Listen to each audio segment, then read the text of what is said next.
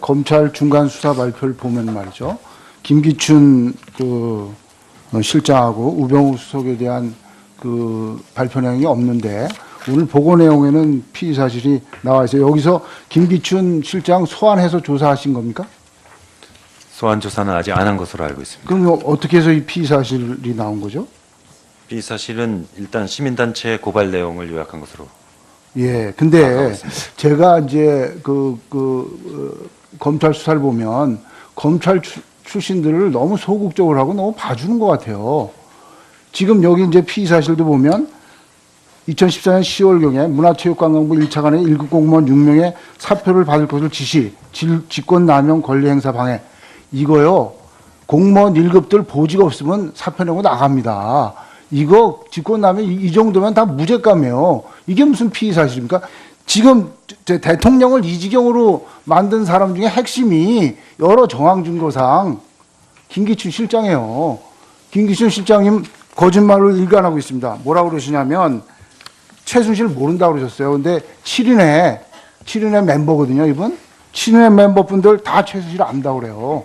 그리고 뭐 옛날 중정 최태민 보고서 유경재단 직원 의하면은 김기춘 씨가 그 유경재단 분구에 개입했고 뭐 최순실 소유 빌딩에 사무실 있었고 여러 정황 증거상 김기춘 실장이 이 최순실 게이트에 엄연한 조사 대상입니다. 근데 한 번도 소환 안 하셨다니까. 그러면서 뭘 피의 사실을 적으시나. 이분이 비서실장이면 인사위원장입니다. 정부 인사를 1년 반 이상 주물렀어요. 문체부 인사뿐만이 아니라. 그러면 핵심적인 이 사건의 핵심적인 소환 대상자고 조사 대상자라는 말씀을 드립니다. 너무 어떻게 생각해서 김기춘 실장 소환하실 거예요? 그 부분에 대해서는 언론이나 일반 사회에서 많은 의혹이 제기되는 부분이라 하더라도 또 검찰이 수사를 하는 입장에서 볼 때에는 그러한 의혹에 대해서 구체적인 단서가 있는지, 소명 자료가 어느 정도 확보되는지, 또 그러한 의혹 내용이 그냥 일반적인 비위인지 아니면 범죄 혐의를 구성하는지 이런 부분은 저희는 또 판가름해가면서 진행을 해야 됩니다. 그렇기 때문에 경우에 따라서는 국민들 보시기에 좀 더디다, 소극적인 거 아닌가 이렇게 비춰질 수도 있습니다만은 사실은 그렇지는 않습니다. 엄정한 의지를 가지고 진행해 오고 있었다는 말씀을 드립니다. 알겠습니다. 우병우 수석도 말이죠. 이게 피의 사실 보면 최순실의 국기문란 행위의 비리를 알고도 이를 방기하고 직무유기예요. 근데 검찰도 인정할 거예요. 지금 2014년에 그 정윤회 문건 수사만 제대로 했으면 오늘의 이 사태가 없습니다. 근데 그때 국정개입 비선실세 사건을 문건 유출 사건으로 변질시켜가지고 조홍천 비서관이 박관철 행정관과 짜고 17건의 대통령 기록물을 박지만 회장에게 무단 유출했다 이렇게 검찰에서 발표를 했어요. 그래갖고 조홍천 비서관이 나중에 무죄 받고 이 관련된 최경락 경위는 자살하게 만들고 근데 이때 하명 수사한 사람이 누굽니까? 분명히 우병우 수석이에요. 그럼 이건 업무 방해고 상당한 책임이 있는 건데 이런 거 수사 안 한 거 아닙니까? 이것도 봐주기 아닙니까? 어떻게 생각하세요? 그렇지는 않고 제가 보고 받기로는 아까도 좀 말씀드렸던 것 같은데 당시 명예훼손 혐의로 고소가 되어서 통상 명예훼손으로 혐의가 고소가 되면 발언을 했거나 문건을 배포했거나 이런 사람에게 그 내용에 대해서 어떤 근거로 했는지를 물어보고 봐서 그 사람이 어떠한 신뢰할 만한 출처나 근거를 제시하느냐에 따라서 결론이 좌우되는 경우가 많습니다. 그러니까 그때 정윤회 씨가 명예훼손으로 걸어놓은 모양인데요. 인지 수사도 있고 검찰이 수사하려면 마음만 먹으면 그때 정확하게 해주셨으면 오늘날의 이 사태가 없지 않았나 그런 높아지면서 말씀드리고. 제가 아까도 말씀드렸습니다만 지금 와서 밝혀진 사실들을 토대로 이렇게 판단하면은 달리 생각할 수도 있지만 그 당시 수사팀은 나름대로 열심히 했다면서 좀 억울함을 호소하는 부분도 있다는 것을 참고로 말씀드립니다. 문체부 장관님한테 말씀드리겠습니다. 제가 이게 국가 예산이 400조예요. 1분만 문화행성 예산 1,000억 원 더 쓰겠다고 해서 대통령이 이렇게 배정하면 얼마든지 가능합니다. 근데 왜 그걸 안 썼느냐 하면 국가 예산은 감사받아야 돼요. 또 집행에 제약이 많아요. 마음대로 쓸 수 없어요. 그러니까 쉽게 재벌기업에 774억을 받아서 마음대로 쓴 겁니다. 이건 진짜 있을 수는 없는 일이에요. 어떻게 생각하세요? 아까도 말씀드렸다시피 사실은 예전 정부에서도 여러 이런 이 출연이 있었고 사실은 목적 사업을 목적 범위 내에서 그 목적을 완수할 수 있는 능력과 경험이 있는 사람들이 운용을 했었다면 원래 취지대로 재단이 운용됐었을 가능성도 있었다고 생각합니다. 근데 장관님 시간이 없어서 한 가지만 아까 황영철 의원 얘기하셨는데요. 이것 때문에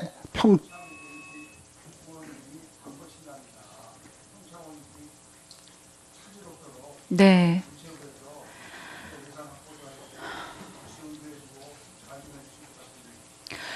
예, 이 평창 올림픽, 패럴림픽을 위해서 후원하시는 공공기관이나 기업들이 이런 두 재단과 관련된 의혹과는 전혀 그런 의혹을 다 씻고 이 국민적인 어떤 응원과 후원 속에서 참여하실 수 있도록 저도 각 부처와 협조해서 최선을 다하도록 하겠습니다.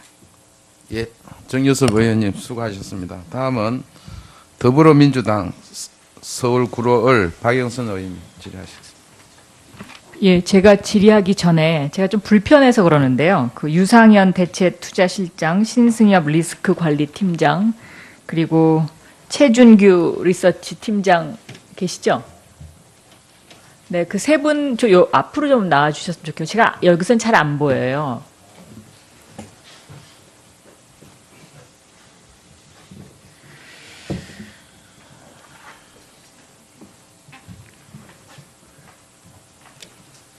오른쪽으로 나오세요. 오른쪽. 네, 그 전에 이창재 차관께 질문 드리겠습니다. 저는 오늘 국정조사를 지켜보면서 정호성 녹음 파일이 지워질 수도 있겠구나 하는 생각이 듭니다. 법정에는 제출을 합니까? 네, 당연히 제출될 것으로 생각합니다. 그리고 또 의원님 걱정 안 하셔도 그러면 되는 법정에서 공개는 합니까? 그거는 재판부가 판단할 사항이고요. 의원님 걱정 안 하셔도 될 부분이 디지털 파일이 지금 압수될 때에는 그것이 변질되지 않는 것을 하기 위해서 해시값을 다 이렇게 받아놓고 그래서 그것이 연결돼서 나중에 손 볼 수 없도록 철저히 관리되고 있습니다. 검찰 자체 내에서 송두리째 증거 파일이 없어진 경우가 있었잖아요. 그게 이제 네? 요즘 그게 디지털 최재경 민정수석이 중수부장 시절에 있었던 일이고요. MB 시절에 민간인 사찰하면서 디가우징을 청와대 민정수석실에서 했어요. 스스로 그런 일이 있어요. 2번이나. 네, 의원님 그 부분은 제가 네. 소상히 알지 못하는데 아무튼 그 부분은 걱정 안 하셔도 된다는 걸 참고로 말씀드립니다. 예, 지금 3분 나오셨으니까 질의할게요. 유상현 실장님. 네. 홍한선 본부장하고 어떤 사이세요? 홍한선 본부장께서 2014년에 김우영 본부장으로 부임하신 이후부터 알게 됐습니다. 투자위원회가 열리기 9일 전 7월 1일 날 투자위원으로 발령나셨죠. 갑자기. 투자위원이라기보다는 그때 당시에 13명의 전체 기금용범의 인사가 있었습니다. 그때 제가 당시 대체투자실 내에 기업투자팀장을 역임하고 있었는데 제가 실장으로 승진을 하고 또 관련 팀장들이 일부 이제 전체적으로 그래서 이동이 홍완선 있었습니다. 사람으로 찍혀 있는 분 중에 한 분이죠, 지금. 그렇죠? 글쎄요, 그건 그리고 뭐, 네. 삼성물산 합병과 관련해서는 네. 어떤 의견을 내셨습니까? 네, 찬성 의견 찬성 냈습니다. 의견 내셨죠? 그다음에 좀 전에 신승엽 관리팀장도 찬성 의견 내셨죠? 네, 맞습니다. 네. 그리고 지금 최준규 리서치 팀장은 사실상 이 일을 주도하신 분이죠. 주도했다는 표현은 조금은 적절하지 않은 것 같습니다. 지금 아까 정재영 저분은 문제가 있다고 그래서 이거를 갖다가 합병 비율을 바꿔달라 그랬는데 이 세 분은 지금 이거를 전적으로 찬성하신 분들이에요. 그렇죠?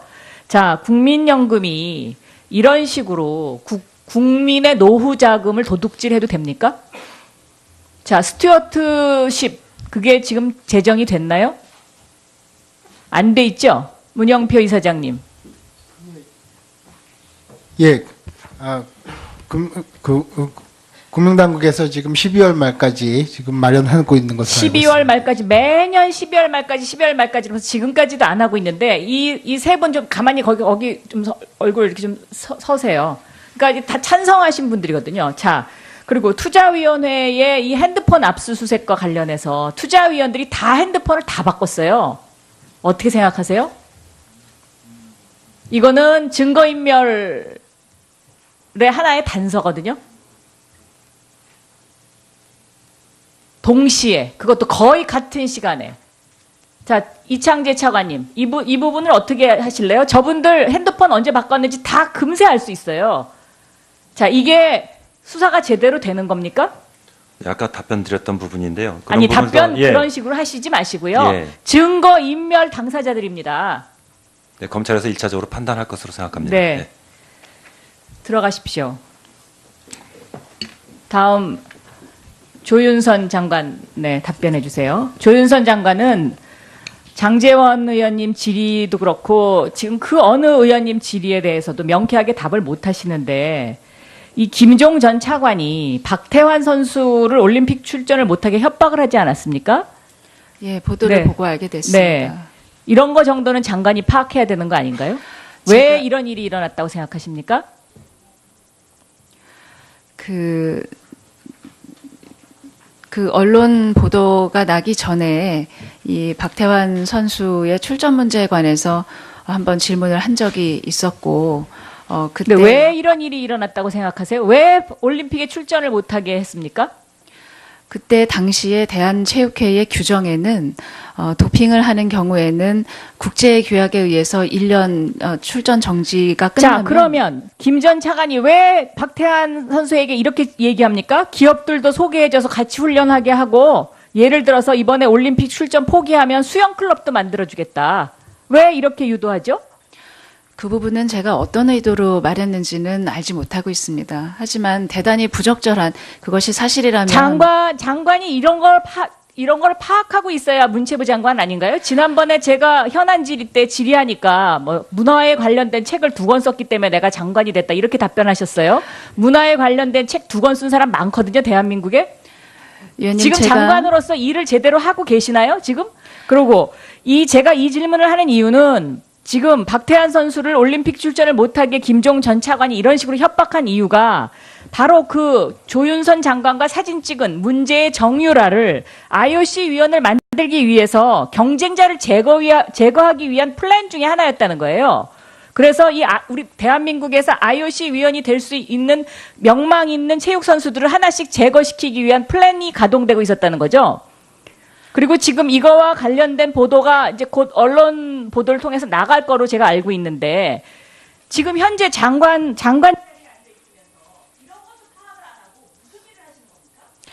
의원님, 제가 장관이 되기 전에 김종 차관은 3년을 그 자리에서 근무를 했습니다. 제가 장관이 돼서 국정감사부터 시작해서 그동안 지속적으로 이제 언론에서 문제가 제기가 되고 지금은 이제 검찰 수사까지 이르면서 그 문체부로서는 감당하기 어려울 정도의 광범위한 문제 제기가 있어 왔고 지금 제기되어 있는 문제들이 제기가 될 때마다 최대한 내부적으로 점검하고 있습니다. 의원님 말씀대로 제가 김종 차관이 재직하면서 어떤 일을 했었는지 100% 아직까지 파악하고 있지 못한 점에 대해서는 대단히 죄송하게 생각합니다만 의혹이 제기되고 문제점이 제기되는 대로 저희가 점검하고 문제가 있었던 점은 바로 잡고 재발하지 않도록 노력을 하겠습니다. 예, 박영선 의원 수고했습니다. 1분 더 줬다. 더 준 거예요. 그래. 다 따르면 다 무너진다. 네, 자, 그냥 하세요. 1분을 줬으니까 그냥 하세요.